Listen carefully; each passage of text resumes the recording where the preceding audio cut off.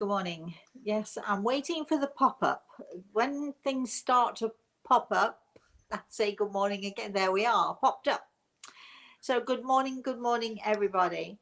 Uh, oh my goodness me, it is Saturday morning and it's July the 4th weekend. Yay, everybody. It is America's independence from, I do believe, from those damned English. Is that right, Kris? I would say damned. I have a lot of good English friends.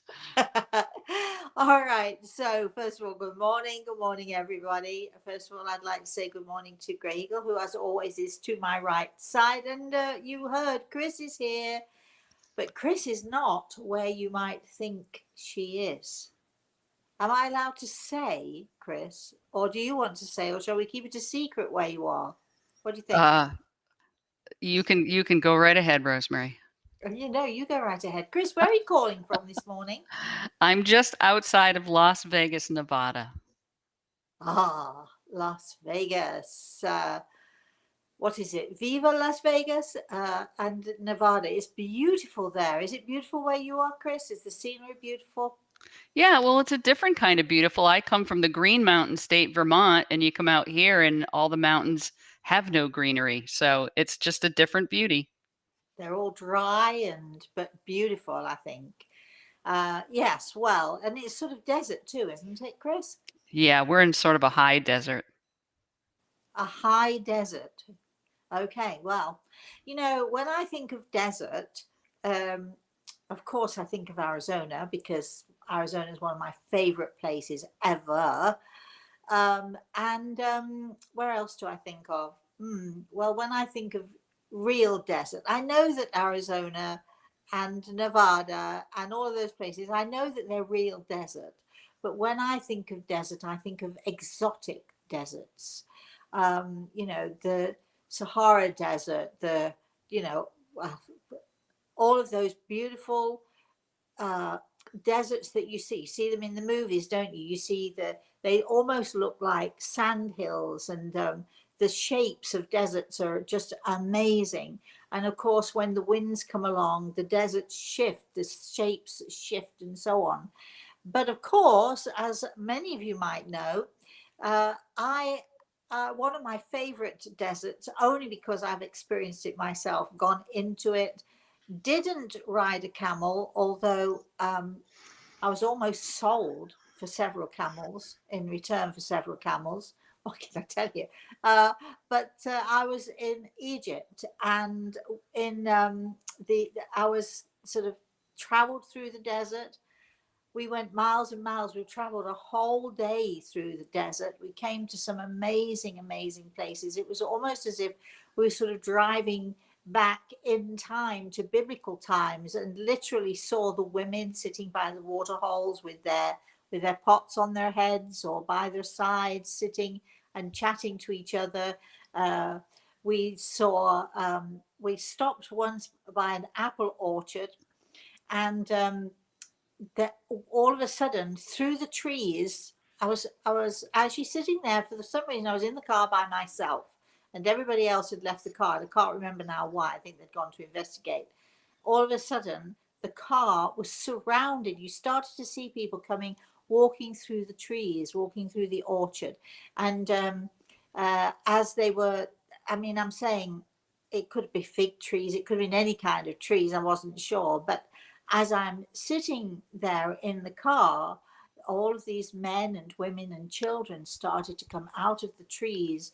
And before I knew it, the car was surrounded by all of these uh, people, curious because I think I was the first white person they'd ever seen. I was definitely the first white woman that they'd ever seen. And at some point, they started to move and rock the car. I think they wanted me to get out. So I hid under a jacket. It's like very weird, right? Until all of the men who were in my car with me came back, and we just said hello to everybody. And then everything settled down, everything calmed down. But it was a little bit threatening at first, only because of the curiosity of the people. I don't think they meant me any harm. I think they were just curious and wanted me to step out of the car, because a white woman in the middle of the desert, it's sort of miles and miles and miles of desert and only desert. In the middle of that place, a white woman was a very unusual creature to behold. So they just wanted me to get out of the car so they could take a better look at me. Yes, well, so where were we going with desert? So that's my experience of the desert. And of course, the pyramids at Giza, the great pyramids, the 3 pyramids, just outside of Cairo, in Giza, and those pyramids are amazing. And I've told stories of pyramids before, but wait a minute, talking of stories, isn't it story time? Is that right, Kris? Is it Saturday morning? Are we It doing story is. time? Yes, Are we it's doing story story time. time this morning? Well, actually, I'm not going to tell a story this morning about story time. Sorry, about deserts. Let me get myself together here. It's the it's the 4th of July tomorrow, everybody. How did it get to be the 4th of July? America is celebrating. People are throwing the Brits into ponds everywhere. Because if you're not American, you wouldn't know what I was talking about, would you? Anyway, perhaps if you're British, you might know how, the Americans, and in a way I do see their point. In a way, they were so pleased to get rid of the Brits, who in those days were very oppressive. And well, after all, we did rule the world, or majority of the world, for a very long time, didn't we?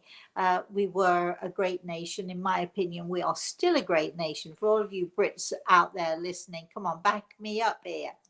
But the 4th of July celebrates the independence from the British rule. So, and I get that sort of. What the Americans don't realize, I don't know if you know this, Kris, but I always tell people, I always tell Americans that, look, the British, we really allowed you to win because we'd had enough. We didn't really want this country anymore. It was too difficult, too hard, too big for us. So we gave it up to you, really. So I like to think that the Brits played their part in making America great. What do you say to that, Kris? You have a good sense of humor, Rosemary. Yes, for anyone who thinks I'm being serious out there, I am being serious. Well, as serious as I can be. When you go back all those years ago to the times of war and strife, and of course we don't have to go all the way back there. It's not that long ago since we had a world war on our hands. But you would like to think, because people on both sides fought for what they believed was right. People on both sides of any war believe that they're fighting for the rights of their people, and for the preservation of their life.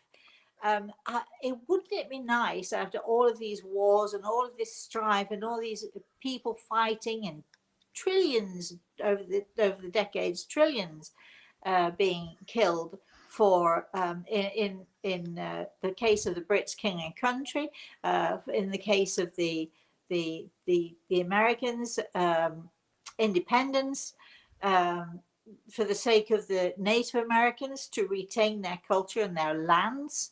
For whatever reason you're fighting, it would be nice to think there's no more fighting anymore, wouldn't it? That all the fighting was over and that we now live in peace and harmony.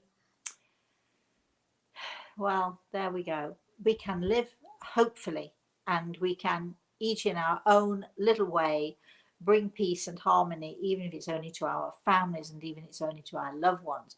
But before we can bring peace and harmony to others, I think we have to find peace and harmony within ourselves, which brings me in a weird roundabout way to my story. So let's begin. Once upon a time. So once upon a time, many years ago, when I was younger and prettier, and in the days when they used to call them hot pants. I don't know if you ever experienced hot pants, Kris, but when when I was sort of long-legged and skinny, whether you were skinny or whether you weren't, everybody, it was the rage in England, certainly everybody wore hot pants, which were generally sort of shorts, but they were a little bit shorts, not showing the butt cheeks, by the way, not showing your bottom, but they sort of were dressy, and you could buy them in prints, and you could buy them in silks, and you could buy them in sort of dressy shorts that young girls and women used to wear to go out to discos. And there I was in a disco. And I know some of you are thinking, really? You used to go to discos? Yes, well, my husband, now ex-husband, my husband at the time helped to run a fashion house, and they from time to time put on fashion shows, and they often used discotheques as a correct term. They often used dance halls, discotheques to put on their fashion shows. And so, of course, it was a big event for him, and I would go along to support and so on. So here I was. This is pre-Samantha, I think. Just maybe she might have been a baby at the time. But anyway, there we were, and we were at this discotheque, and everybody was having fun. I wasn't really into discotheques. I wasn't into exhibitionism. I was a much shyer person. So, whenever I had the opportunity to nip to the toilet and sort of spend a few quiet minutes by myself, or whether I would just sit in a corner and watch everybody else dancing, that was usually my way. But now, we know that everything is energy, don't we? We know that everything that we do, everything that we are, is about energy.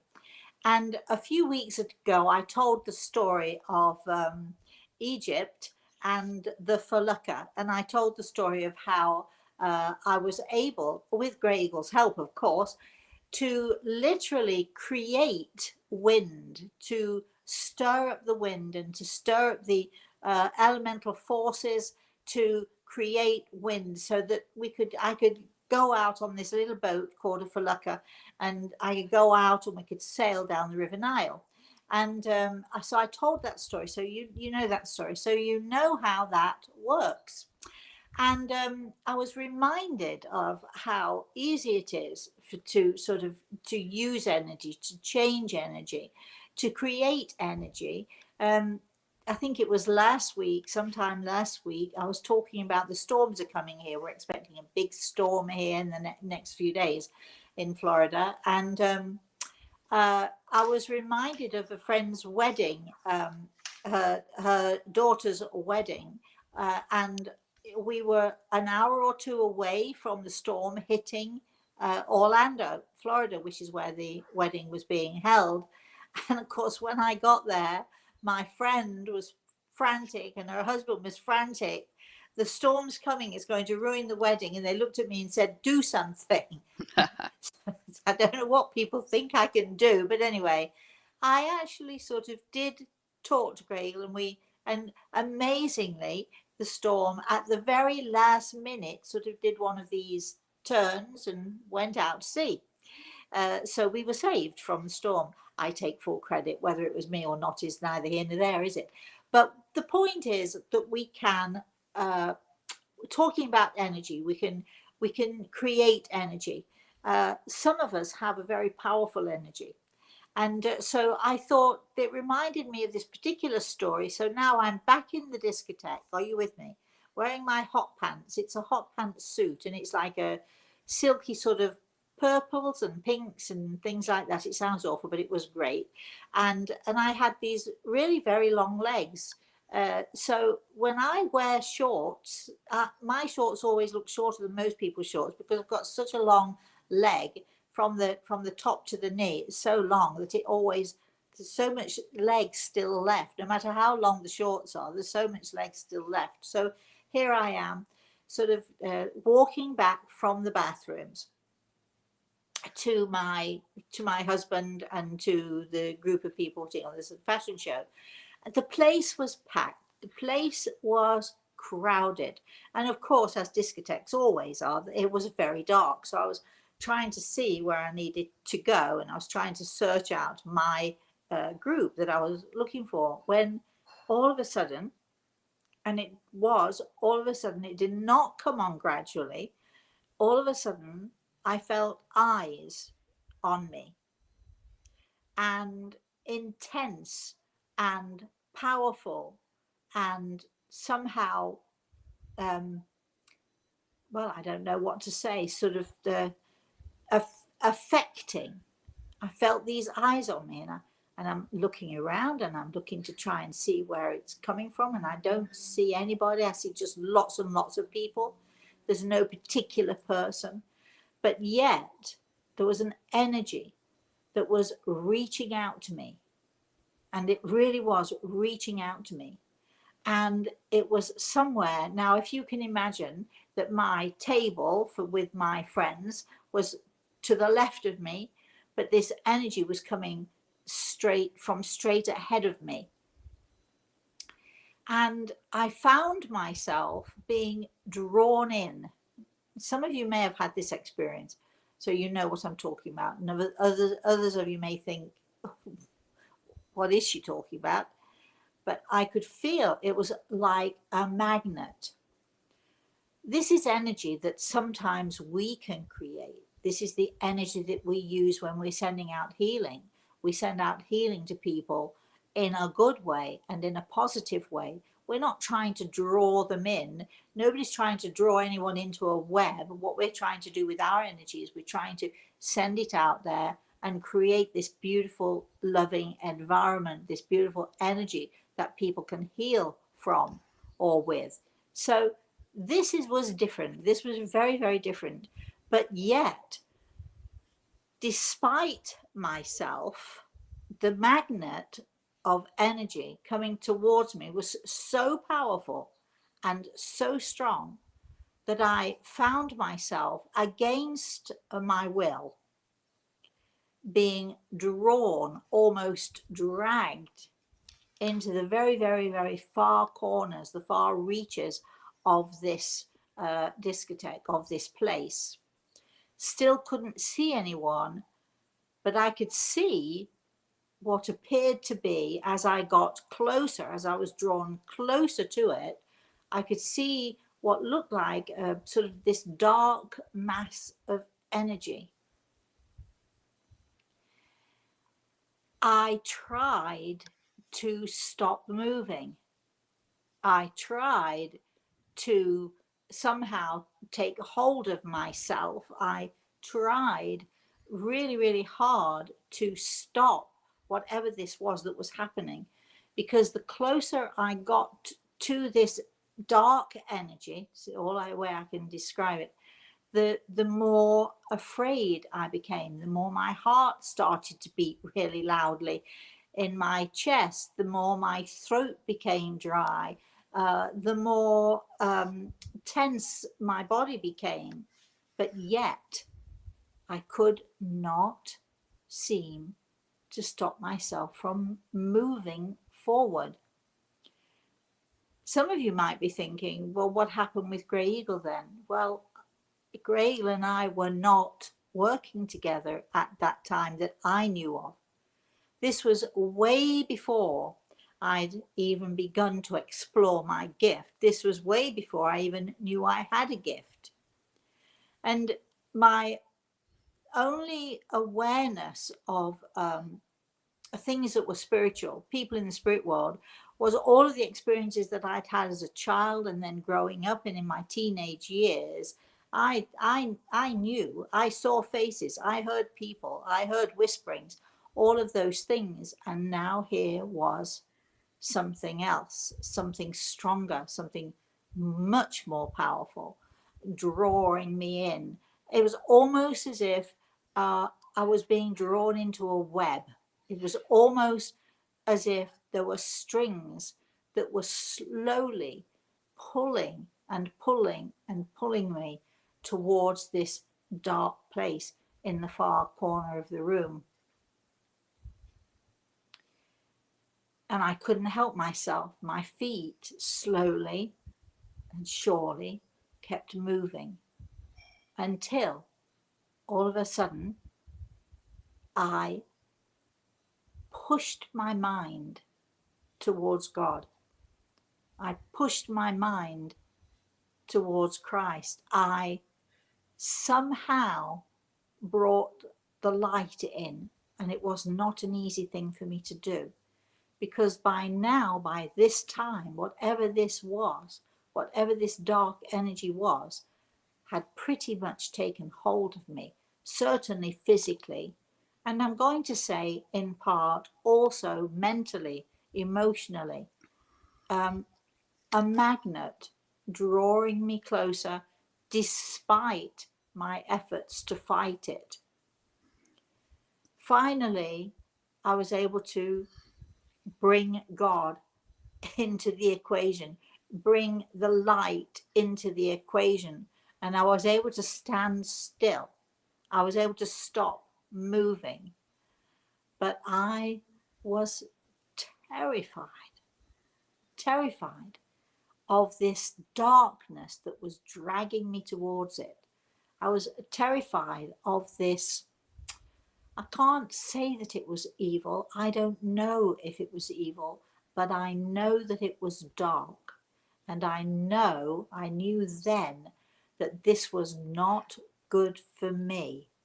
Absolutely not good for me. That somehow, if I reached this person, and as I began through the darkness to see his eyes, intense, dark, drawing me in, as I saw him, I realized you have got to stop. People can only do to you what you allow them to do. In some way or another, I'm allowing this. If I keep moving forward, if I keep moving towards it, then some little part of me is making a choice to keep going forward. Some little part of me, if I allow my curiosity, because there's no doubt about it, I was curious. I was terrified, but there's a little tiny part of me that was curious to know what it was and who it was who could have this hold over me. We often talk about people who put spells on other people. We often talk about people who put curses on other people. There is no doubt in my mind that there are people out there in our world who are evil, who are dark, who are capable of drawing in the weak. I don't consider myself a weak person, but in this moment, I was weak. In this moment, I somehow or another was drawn into this magnetic force field that was a dark force field. And I was this close, and I really mean this close from reaching that dark place. What would have happened? I don't know. Would I have been consumed by the darkness? I don't know. Would I have been at the very last minute able to run or to save myself? I don't know, because when this was happening, I did feel that I needed somehow to save myself. At this last moment when I was this close, I brought out my godliness, my light, my brightness. I connected with my soul.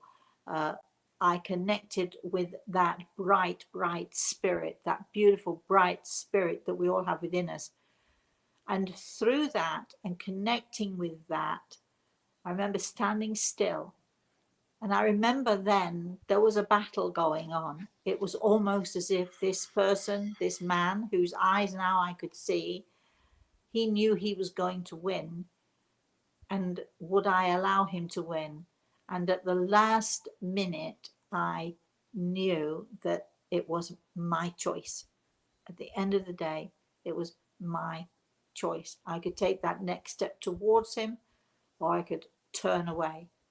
And at that last minute, and I can tell you it was not easy, at the last minute, I turned away. And boy, oh boy, did I ran as fast as I could. When I say ran, I moved as fast as I could away from that darkness and away from that dark place that I was heading towards. Life is a choice. It's a choice for all of us. Even when we are small, we know right from wrong and we make choices. I can remember my daughter, she was only 2 years old. She was given some wax crayons, and she and a little friend of hers, they were supposed to be colouring, and I walked in and there was wax pencil all over the wall in the bedroom, and she turned and she chuckled at me. Yeah, she's 2 years old. She knew. She sort of, oops, oops. She still had it in her hand. There was no doubt she did it. She sort of chuckled, but then she knew that she was wrong in doing it. Even when we're tiny, we know we make choices. My daughter chose to draw all over the bedroom wall. It wasn't a great and a terrible thing, but as we get older, our choices become more. Our choices become, let's say, more important to us. We choose to lie or we choose to tell the truth. If we choose the hard way is very often the right way. So a lot of people choose to do what they call little white lies because, hey, no big deal. But we all make choices through our lives. Life is a choice. I look back on that time, in that moment, when I was in the discotheque, and I look back and I realize that this was a choice, and it was an important choice. And I could choose the darkness, or I could choose to allow myself to move forward, or I could choose to be a warrior. I could choose to fight. I could choose to say no. I'm fortunate because I'm strong enough within my own self. When I say no, and I mean no, it's a no. Nobody's going to move me. There are people who don't have that strength and who are not able to fight in that same way, who get drawn into the darkness. I think it's important that, we have to understand, not blame, not point the finger, that not everybody is strong enough to say no. So it's up to the rest of us to bring as much light and as much goodness and as much kindness and as much gentleness as we can to all of those we meet, and into our own lives and into our own family. That's the most important thing. Greg always says, in the Native American culture, there is a saying, whatever you do on the outside in your own teepee, in other words, in your own home, in your own place, with your own people, walk softly and speak gently. I was in a discotheque. There was no walking softly. There was no speaking gently. There was, it's them or me, and I choose me. I'll never forget that time. I went back to my friends. Nobody knew anything had happened. I didn't talk about it. I was too terrified to talk about it. But it did teach me one thing. It taught me that other people around us have so much power. They have so much energy. And we can, all of us, use our energy for good or for bad. And it is our choice. Life is a choice for all of us. And we can choose light and brightness, or we can choose dark and despair. I choose light. I chose light then. And that, my darlings, is, yes, as all good stories should end, the end. Kris, how are we doing there? Carolyn says, Rosemary, this is a scary story. How do we protect ourselves from this happening? Well, didn't I just tell you? It is a scary story. Life is scary. we don't know who is out there with us. We don't know when we go to the supermarket. We don't know if we're mixing with murderers and rapists or if we're mixing with priests and nuns, do we? How do we know? We can't tell, except we can feel if we are aware, if we become aware of our own spiritual selves, then, as long as we are light, then dark cannot intrude in our lives. So, how do we protect ourselves? We stay aware of who we need to be. We stay aware of the gentleness of ourselves. And, we can't be protected from everything in life. And after all, when we're born into this world of ours, we are meant to experience different things, some good and some not so good and some beautiful. And we make of our lives what we can. People can only do to you what you allow them to do. Even if you're imprisoned in a dungeon, your captors, your jailers, they can do what they want with you physically, but they cannot at all reach your mind. Your mind is your own to do with what you will. If you want to lose your mind because it helps you, that's okay. If you want to retain your individuality in your mind, if you want to stay sane, again, that's your choice. I know it sounds a weird thing to say, but nobody can capture your mind and nobody can capture your soul. There's only you in control of your soul. Only you can feed it, only you can nurture it, and only you can make sure that it's safe. I make sure that my soul is safe, that my spirit shines brightly. I make sure of that because I try to do as much as I can do in love and with gentleness.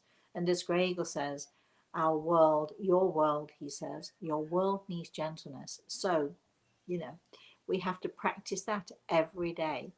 And of course, life is about taking chances. But life is a choice. We come here, we make the choice to come here, we choose to come here. Remember, life is about choices. I choose light, I choose laughter, I choose fun, I choose beauty. That's what I choose. Kris. I don't understand why you're not choosing baseball. Well, I was wondering, and I almost said that. I almost said it. So, would you? I bet. Let's have 2 or 3 comments, and then we'll explain that comment that you just made. Sure. Judith says, there are people with bad intentions who use other people and feed off their energy. They're Sure. in the spirit world and the physical world. Your choice is your power. We see and experience your light, Rosemary. I thank you for that, and I share mine too. Well, thank you for sharing yours. I wrote a book a while ago called "You Own the Power," and we all of us own our own power. But what do we do? How do we do it? What do we do with it? And in the book, I've tried to show people that there are different exercises that we all can do to retain the power that we have. A lot of people think that power symbols and power animals are there to give us power, but actually they're not there to give us power at all. One day we're going to have a webinar about power symbols and about power animals, and I'll tell you more about it. But our power animals and our power symbols are not there to give us power. They are to remind us of the power that each of us has within us. And as long as we want to make that power good and bright and beautiful, as I try to do, then whatever hurdles you have to encounter, whatever problems you encounter, you can always deal with them. So, Kris, carry on. Art DeRock says, I'm very curious. Doesn't Grey Eagle tell you what that was?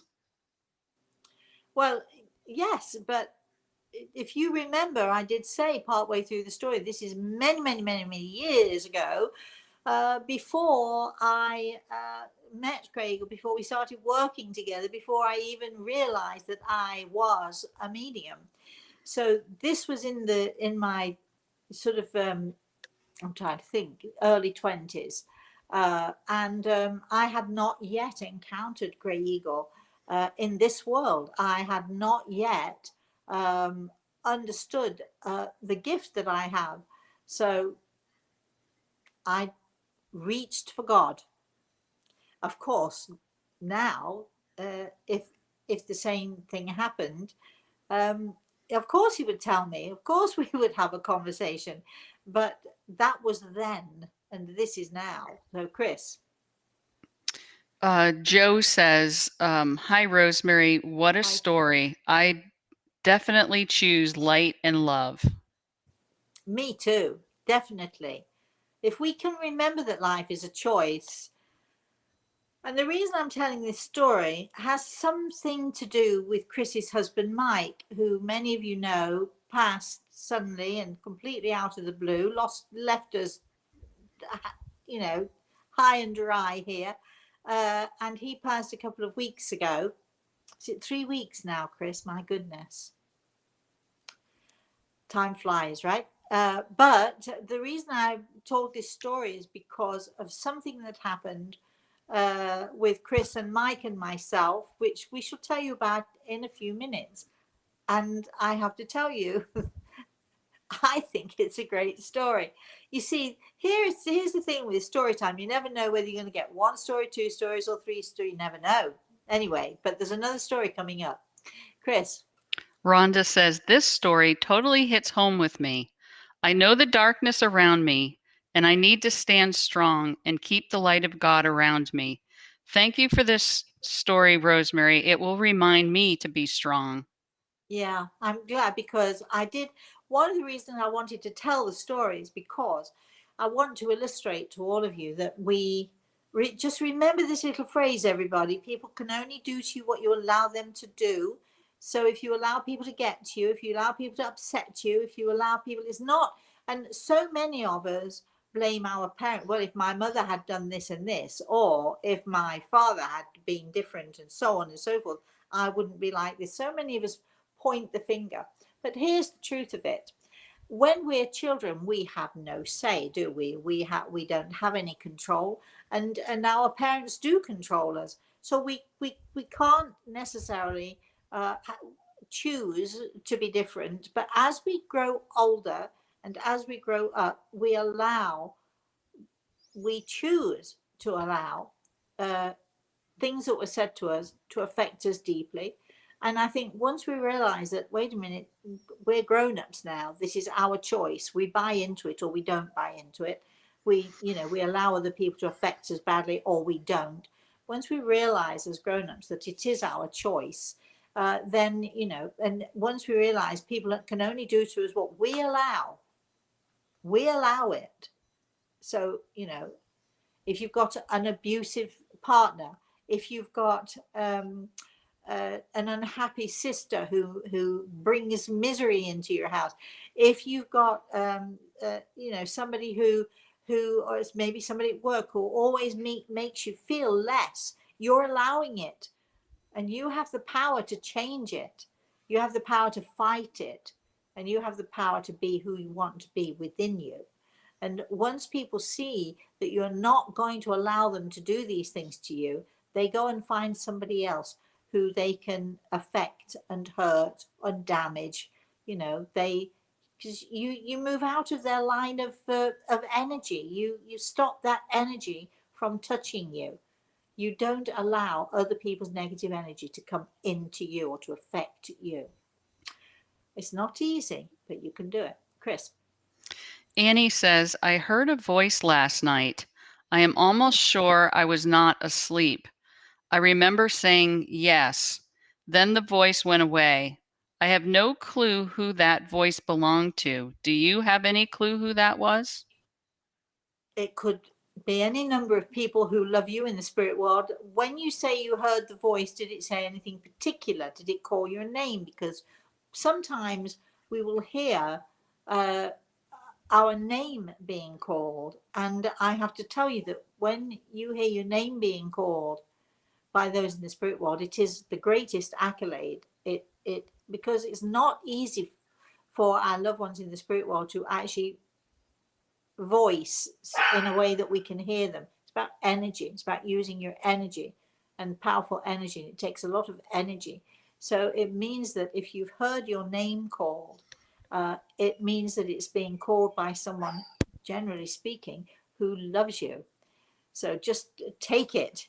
Don't worry too much about it. Stop worrying about who it is, because whoever it is, if they want to, they'll keep coming again and again and let you know in small ways who they are to you. Kris. Cheryl says, sometimes it's hard to tell the people with a dark light. They can seem to hide their darkness until we Oh, are yes. connected to them, and then Yeah. they let the darkness show. Yes. Well, there are two faces. Um, Very often people have two faces. They put on the good face, the nice face, to fool you, and then once you get to know them, there they are. How many people have been married to men or women who seem to be one thing and then turn out to be something else completely different? So we all have that. We just have to pay attention to it, and to not rush into situations, especially with relationships, to not rush in and and make decisions based on a little knowledge. We should take our time a little bit and get to know people better. Carolyn says, I liked your message in the newsletter about taking time for renewal and feeding your soul. I will use that to motivate me to keep at my meditation and positive thinking. I needed that nudge. Oh, good. I'm glad. I'm glad about that, my darling. Yes, for all of you out there who have subscribed, and it doesn't cost you anything to subscribe, just go to my website. You receive a newsletter once a month, and I wrote something in there about the summer and about taking time to become renewed. We're talking about energy this morning, so to renew our energy, to feed our soul. And next week I'm going to be heading to New York. Boy, oh boy, am I ever going to feed my soul. I'm heading to the two people who can do that for me and with me better than anyone else I know, and that's my daughter and my grandson. I'm so excited. I'm so excited that I'm going there, and they're excited too, which is also very nice for me. Kris. Sue Ann says, you are so right, but I'm so sensitive. Well, here's the deal. I'm also so sensitive. So here's the thing. People look on sensitivity as if it's a bad thing. We're told, I was certainly told as a child, the trouble with you, my husband used to say it all the time, the problem with you is you're too sensitive. The trouble with you is, you're oversensitive, you're too sensitive, blah, blah. You know who says these things to us? Those people who have no sensitivity whatsoever, or who are lacking in sensitivity in that moment. There's no such thing as being too sensitive. Many of you have heard me say this before. There's no such thing as being too sensitive. There's absolutely no such thing as being oversensitive. Being ultra sensitive. Oh my golly. Being ultra sensitive is the best, the most painful, the most difficult to deal with. Oh goodness, it's hard being sensitive. I know, because I am ultra sensitive. Kris is another one who is ultra sensitive. Oh boy, she's tried over the years to cover up that sensitivity, and people have seen that she's, they've seen her as a hard head, let's say. They've seen her as, sort of someone they can't get through to, because she has put up a wall, or did at one time put up a wall. Do you remember the bottom brick exercise, Kris? Oh boy, do I remember it. Yes. So uh, we very often hide our sensitivity, and then other people see us as aggressive. But actually, what we're trying to do is we're trying to protect ourselves, because we are so sensitive. We feel more. We hurt more. We often cry more. But the most sensitive of us, those of us who are ultra sensitive, we see more beauty. We are able to see more good. We are a kinder, a gentler because of our sensitivity. So all those people out there who say, well, she's oversensitive, too sensitive, and some of you I know have said it. Yes, I know. You said it about others. You might have said it about yourselves. There's no such thing as being oversensitive or too sensitive. Are you paying attention? Ultra sensitivity is the most painful and the best way to be, because our sensitivity, our ultra sensitivity, lets us shine the light and lets the light shine through us. I think it's time to tell our story, Kris. I hope people get a chuckle out of it because it's quite funny. So, do you want to come on screen for this, or are you happy where you are? Either way, I mean, you can tell the story, right? All right, I can certainly tell the story. Yeah, oh, I definitely can tell the story. So, okay, everybody. So, once upon a time, because this is, after all, another story. This happened yesterday. So, once upon a time, in the days of yore, yesterday, actually, I woke up and I didn't look at my phone for a while, but I woke up and sort of, my phone has the alarm system on it, so I always reach for it at some point to make sure that I switch the alarm off. The amount of times I've opened the door and forgotten to switch the alarm off, and it starts anyway. So I look at the phone and I see I've got a text, and the text came in at something like 5:45 that morning. Kris was at this point on her way to the airport or to Nevada or wherever she was on her way to yesterday. So she was traveling, but she sent me a text. Shall I read the text, Kris? Wait a minute. Sure. Let Short and simple. Let me read this text to all of you, because it's actually quite funny. If I can find it, let's see. Where are you, Kris? There we go. So here is the text, everybody, that she read to me, that she wrote to me, she sent me. So the text says, we are looking for a quote that Mike wants on his memorial bench. If he's hanging around, would you mind asking? Well, Kris has also said to Mike, can you just keep, don't keep telling Rosemary, if you're there, don't be shy, keep giving her messages. And I've had to stop Mike from time to time for interfering in my life. Although I love him dearly, sometimes, when you've got somebody, you open your eyes and there he is. Or you're doing a show and there he is, and here he is right now as we're talking about this. And Mike and I know each other very well, and we've had a lot of fun, but he's never been a person who sort of put himself forward. He's always been that guy in the background, listening and absorbing, and he's like the gentle giant, right? So now here's Kris, and she's saying, we're looking for a quote. Mike loves baseball, and I think you did the memorial, was it last Saturday, on the baseball field? The people who run the baseball field invited you to go and invited you to throw the first ball of the game. Is that right, Kris? Yeah, the family. My son and my Right. So, father-in-law threw it. Yeah. yeah. So Mike, and as long as I've known Mike, they've planned all of their vacations around baseball. They've planned all of their, their free time. Mike, is it fair to say, Kris, that Mike is fanatical about baseball? Would you say?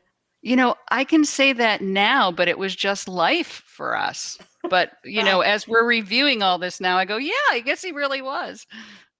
Since he was a little boy, he's loved baseball, collected baseball cards, so on and so forth. And the very last thing that Mike did with his son Calvin and Calvin's wife Erin, they went to a baseball game, and it was on the way back from the baseball game that Mike passed.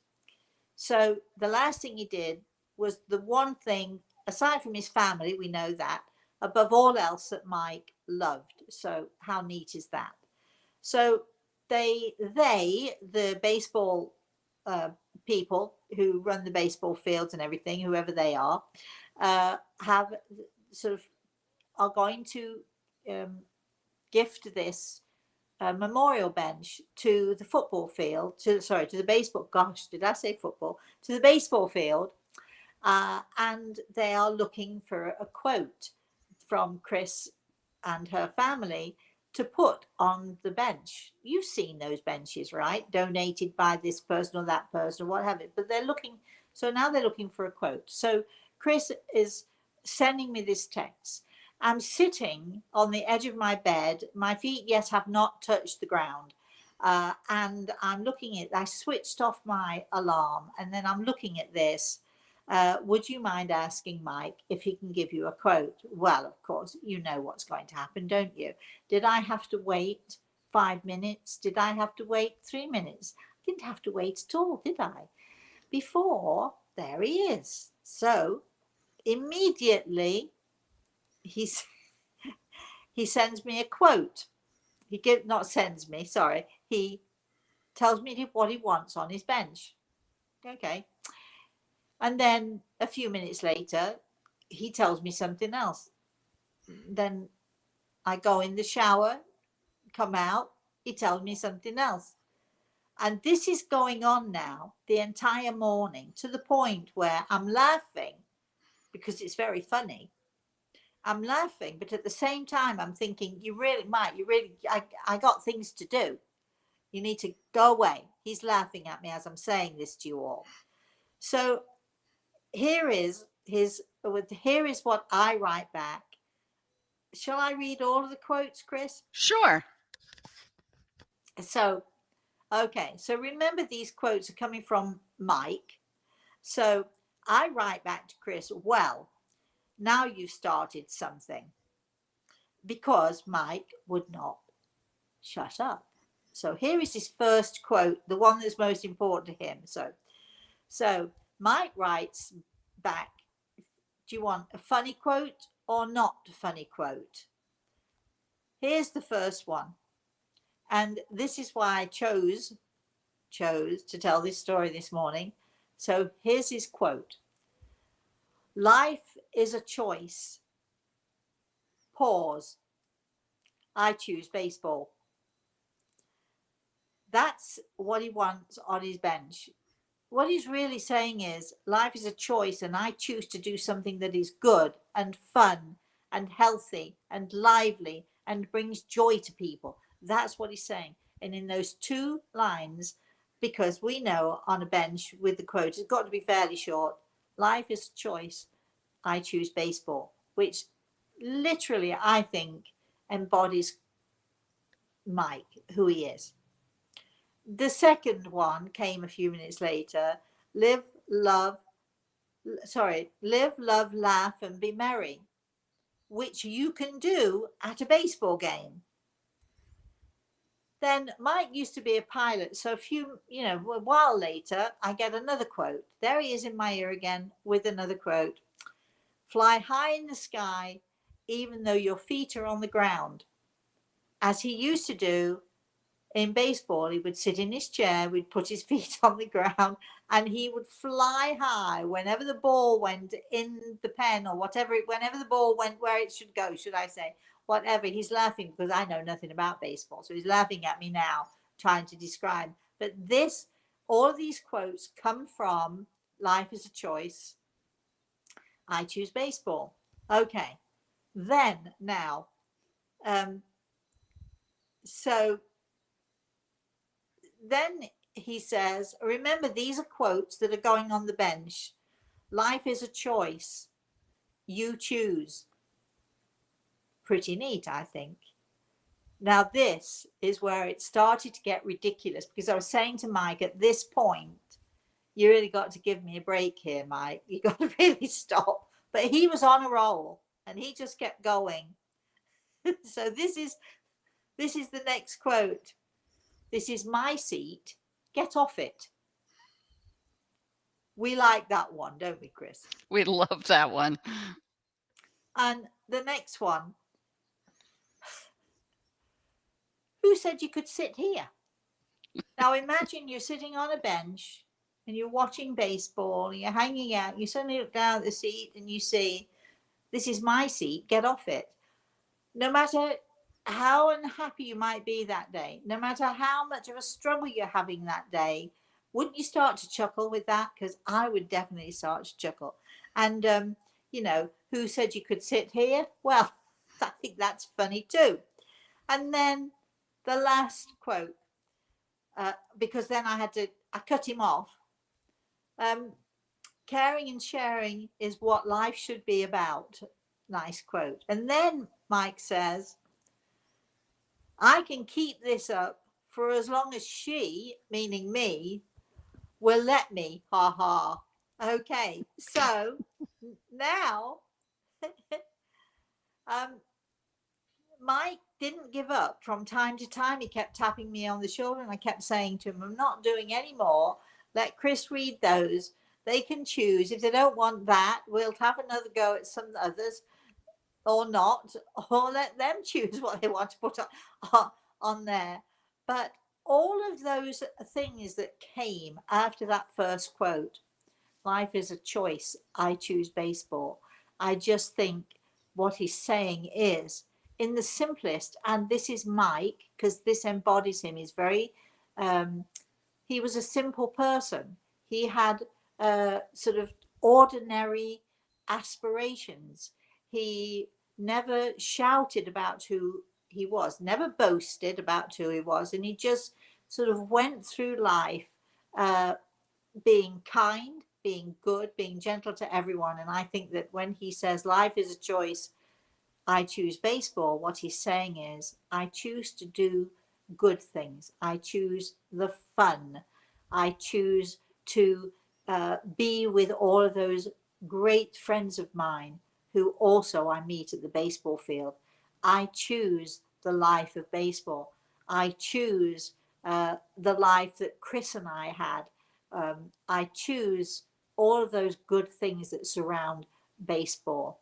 And I just think it's a perfect quote. But I would like to see at least somewhere on the bench.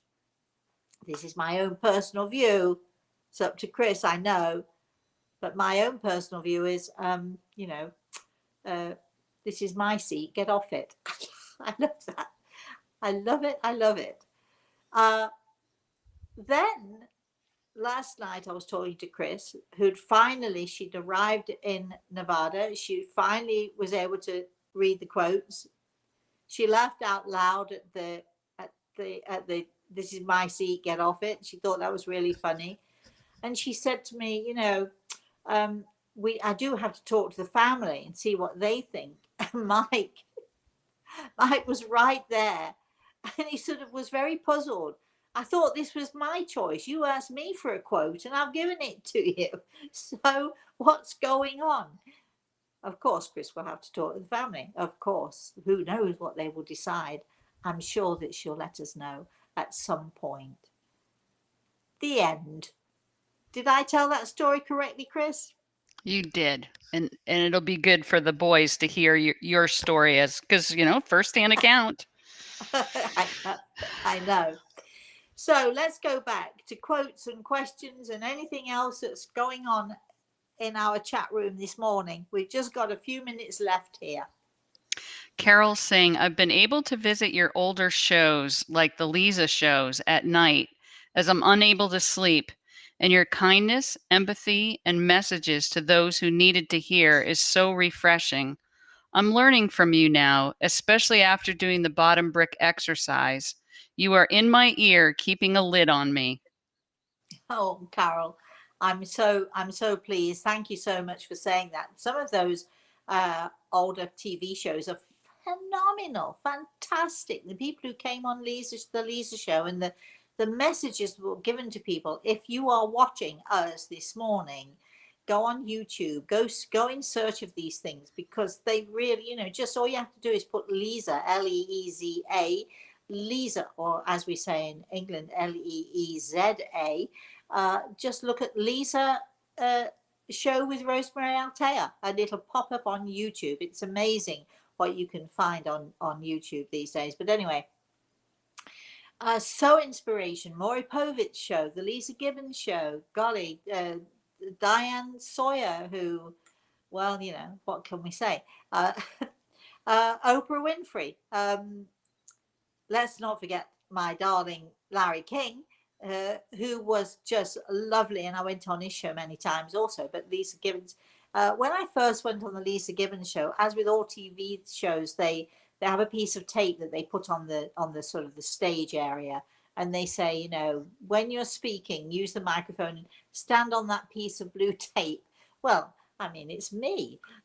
It's impossible for me to stand still, especially when I want to go into the audience and give messages. But with the Lisa Gibbons show, they were amazed. They were amazing. The second time I went on the show, Lisa said to me, "We've talked to the camera crew and the you know, the technicians and all the rest of it, and you just move wherever you want to go. You go wherever you want to go, Rosemary, and we'll just follow you." Which worked perfectly well. And Lisa is just the most beautiful person. I love her to pieces. And she always accommodated me, and we had some great shows. So check those out. We did quite a few of them. Check those out. Kris. Catherine says, "Hi, Rosemary. I lost my dad and then my ex-husband almost 8 years ago. Oh, I'm sorry. I read that wrong. I lost my dad and ex-husband, and almost 8 years ago, my second husband. My little doggy, who is special to him, and I feel spirits sometimes. Are these spirits known to me? What do you recommend?" Well, first of all, I don't call them spirits. I call them people, because they are. You know that your loved ones in the spirit world are with you. You know that they surround you. What I recommend you do is, well, first of all, recognize them as the people that they were and still are. You just saw when I was talking to Mike, and Mike is still here, about to sit on the sofa next to me. He's laughing so hard. You know, I mean, this is Mike. I'm not seeing a spirit. I'm not seeing some wispy piece of something or another. Mike was a very solid guy, and is still, Kris, just so you know, a very solid guy. He's laughing, he's asking, well, move your phone then. So I've got moving my phone off of the sofa so I can sit down. They are very real, my darling. So when when you feel them around you, my advice to you is just pay attention and listen. Don't talk too much. Don't ask them too much. Learn to listen. Kris. Let's see. Cheryl said, "I love the bench story. So hilarious and yet so meaningful." Yes. Carol says, "I love this story. I love Mike's philosophy. He is a card. I'm giggling at the who said you could sit here. Love Mike and his love for all of you and us." Well, we talked about this last night, Kris and I. It was fairly late when we were talking about. Well, it was late for me. She's 3 hours behind me, so it's early for her.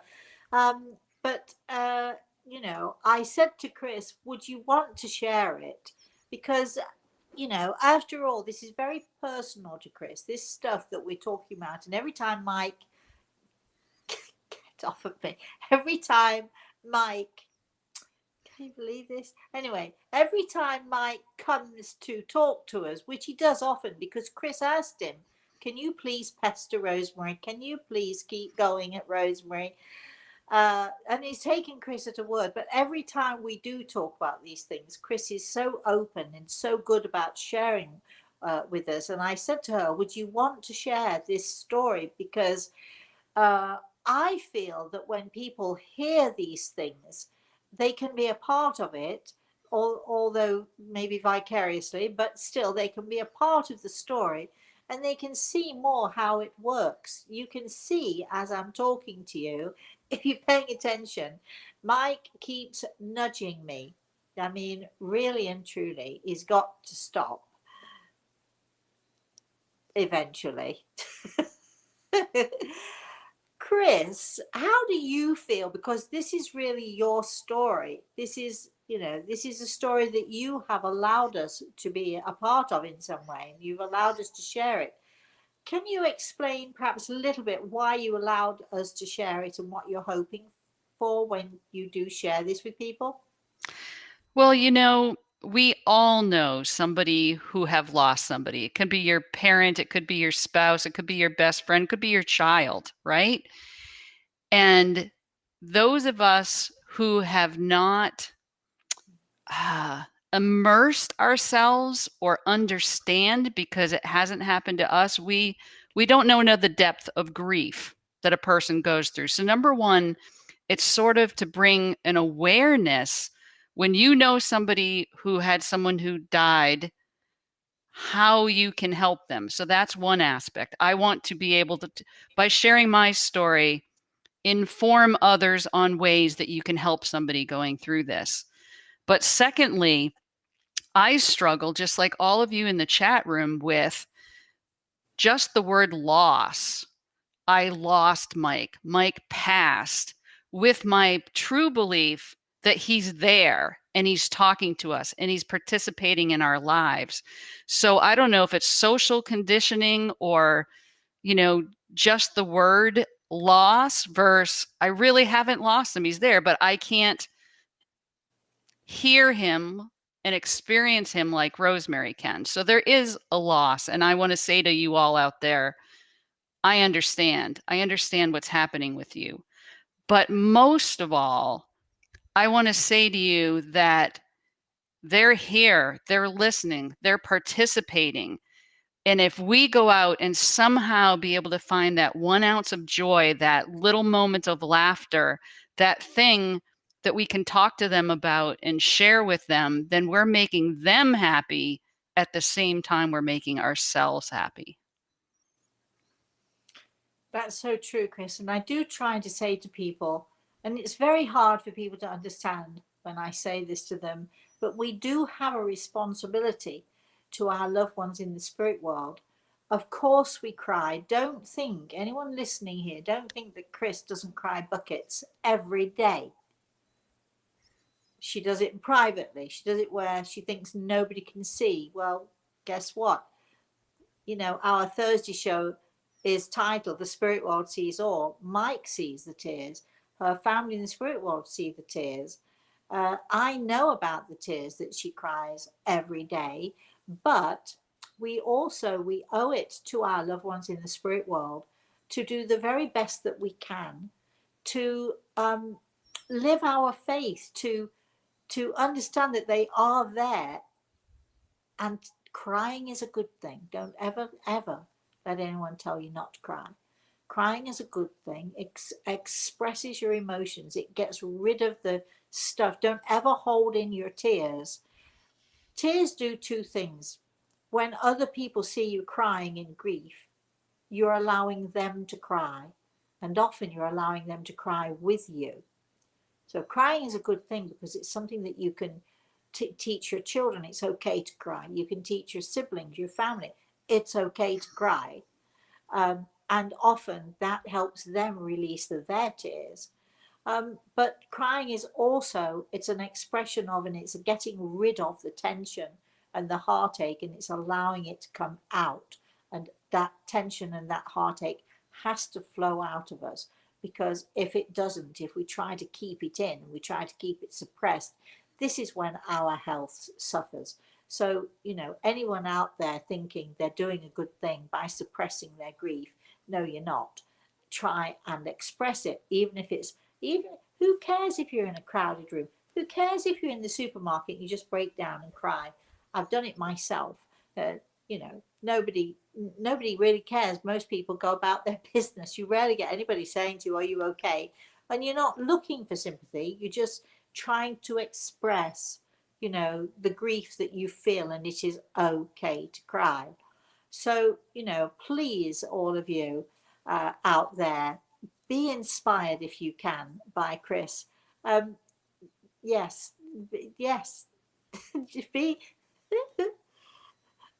be inspired, be inspired by Mike's interfering philosophy. Be inspired by the fact that he's only been gone, and even he wasn't even gone an hour, I think, when he started saying to me, "Hey, come on then, where is she? Let's go." Uh, it's very shortly, just within hours, he was talking to his son's wife, and of course to Kris, and then to as many people as he could get to talk to. Um, Mike is not unusual. The only unusual thing about Mike is that he just happens to have a friend. He can come and sit on the sofa and visit me anytime he likes, and I hear him. So that's the unusualness of this, that Kris can get messages where perhaps so many of you listening are probably thinking, oh, how come she gets it and I can't? That reminds me, we are going to be talking to the spirit world on the 24th of July, Kris. Did I get the Yes. date right? Yes, July 24th. I'll put the link I'm up going to be now. giving, sorry? I will put the link up now. Oh, great, great. So we are going to be talking to people in the spirit world in our webinar on the 24th of July. Unfortunately, we had to cancel June's webinar uh, because of the memorial for Kris. But anyway, so we're having it now on the 24th. If you would like the opportunity to talk to your loved ones in the spirit world, go check out the webinar. We can't promise to give everybody who attends a message, but you will see how it works, and you'll see how the spirit world connects and the great messages that they're able to give. And you'll get a sense, as you do when you're listening to Mike giving messages and talking in a normal and an ordinary way. You get a sense of how it works. The spirit world, those in the spirit world, are very much alive. They are very much with us, and they are very much wanting to connect with us. I think on that note, Kris, because I can see we're out of time, and I know that you're with your sister and you want to go and have fun right now. So, and probably go in the pool. So, before we end this morning's show, I would like to say that we will be doing our off the cuff stuff. I have to rely on Kris because she might be in the pool, or I don't know what she's going to be doing. She's going to be having fun on her vacation. But we should be popping in and out of your lives, doing off the cuff stuff. We should be definitely back here next Thursday morning. Um, I leave for New York on Friday, but we will definitely be back here next Thursday morning with The Spirit World Sees All. And again, let me just remind you, go check out YouTube. Just put Rosemary Altea with Lisa Gibbons or with Larry King or with whoever you want, but go check it out. And you'll see some amazing and fantastic and phenomenal things going on, because really and truly, the messages and the people who are affected, you're going to love every minute of it. I'd like to say thank you to Kris, because she's so lovely, and thank you for sharing, Kris, your experiences. Thank you for sharing your stories. I'd like to say thank you to Grey Eagle, as always. I'd like to say thank you to all of you out there. Please remember, yes, it's the 4th of July for those who are in the States. Wherever you are in the world, please remember, as Grey Eagle would say, our world needs gentleness, and you have choices. Every day we make choices. Some of those choices seem very small. Some of those choices are bigger. We do have choices, and if we're sensible, we use those choices wisely. When you make your choices, please remember this too. Be gentle with yourselves. That's important. And be gentle with all of those who love you and who surround you. Be gentle. It's so easy to be gentle with our animals, but be gentle with your children. Be gentle with your spouses, please. Be gentle with your parents and whoever else is out there. Our world needs gentleness. And with that quote from Grey Eagle, thank you so much, everybody. I'm hoping to see you through the week. I'll definitely be seeing many of you on Thursday morning for our show. Go to our website, rosemaryaltea.com. If you want to email us, please email Kris, Kris, at rosemaryaltea.com. Until I see you again, please have a very, very, very blessed rest of the day and a very blessed weekend, everybody. Bye bye.